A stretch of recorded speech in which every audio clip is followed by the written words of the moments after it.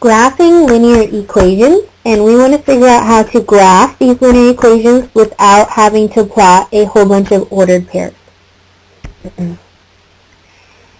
The slope-intercept form of the equation is y equals mx plus b. So we already saw the standard form looks like ax plus by is equal to c. But when we graph these by plotting points, we found that it was best to solve for y. So for graphing linear equations, we want to go ahead and solve for y. And once we do that, then it should be in this form, where it's one number times x, or m times x, plus another number, another constant number here. Each of these letters, or each of these variables, represent something. The x and the y, those represent multiple points or ordered pairs. So those come from our x and y variables here. So we want to figure out what the m and what the b stands for. The m stands for the thing that we focused mainly on in the last video, and that m stands for our slope. Now if they don't just give us slope, we can compute slope all on our own by figuring out what our rise over our run is, or we looked at the formula y2 minus y1 over x2 minus x1. So m stands for our slope. The last thing that we need to figure out what b stands for. Well, b is going to represent our y-intercept. And that's the point that intercepts the y-axis. So it actually comes in ordered pair form with 0 for our x-coordinate and b for our y-coordinate. And let me prove to you that that will always give us the y-intercept.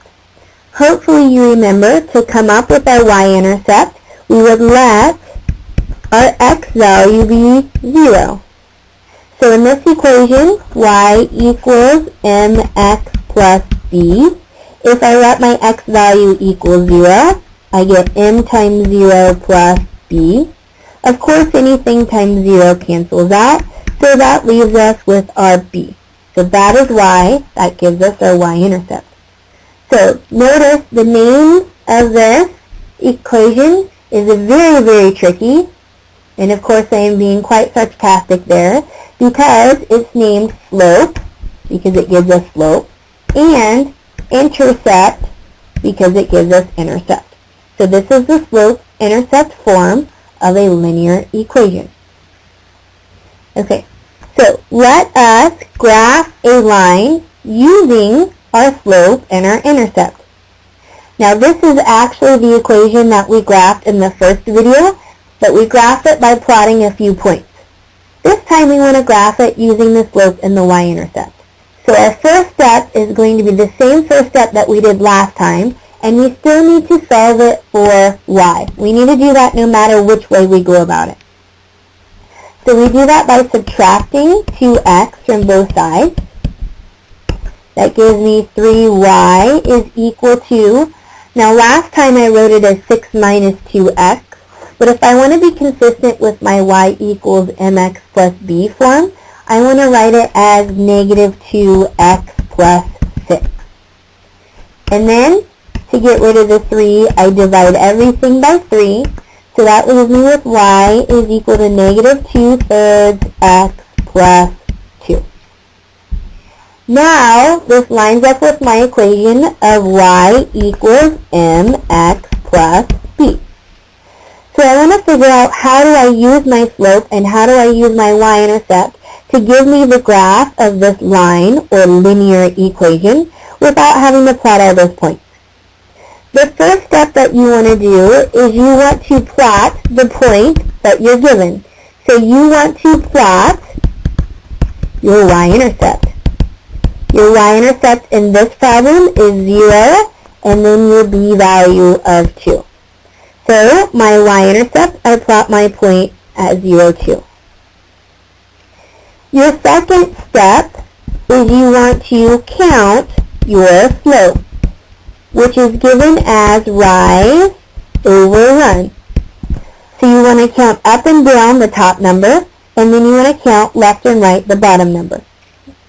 Now this problem gives us a slope of negative 2/3. So I can think of this slope as negative 2 over 3. And if I did that, I would count down 2 units, and I would count right 3 units, which would give me a point here. And I could do that as many times as I wanted. Down 2 units, right 3 units. And that would keep giving me points on that line. Or, if you wanted to think of the negative on the bottom, that would give you positive 2 over negative 3, which means you would count your slope up 2 units and then left 3 units, which would give me a point here. And I can do that as many times as I wanted, which would give me all of these points up here. Now, I would not have to do near that many points, but you can always graph as many points as you wanted by keep counting that slope. And if you played connect the dots, that would give you the graph of that linear equation there. So we have graphed this line using our slope and our y-intercept. Let's look at a second example. 3x minus 4y equals 4.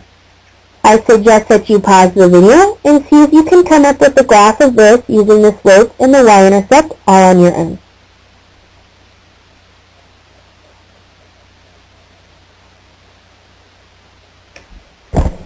So the first thing that we would want to do is we want to solve for our y, to put it in that y equals mx plus b form. So to do that, I'm going to subtract 3x. That gives me negative 4y is equal to negative 3x plus 4. Again, on the right, I could have written that as 4 minus 3x, but to keep it consistent with my slope-intercept equation, I put the x in front of my constant. Then I need to get rid of my negative 4 by dividing both sides by it. And that gives me positive y is equal to positive 3/4 x minus 1. Now this should be very easy to graph. I start with my y-intercept, which is my b value of 0, negative 1. And then I count by counting my slope. And my slope is positive 3/4. Which means I count up 3 units and right 4 units. Gives me that point there. Now really, that is all I have to do. I can connect those two dots and I can come up with my graph of my linear equation just using that right there. If that's not good enough for you, then you can keep counting up 3 units and over 4 units as many times as you prefer. Or if you want to go the other direction, you can count down 3 units and left 4 units. So you can always count everything in both directions. And then you just connect all of those dots, and that gives you the line or the graph of this linear equation. And now we know how to graph linear equations without having to plot a whole bunch of ordered pairs.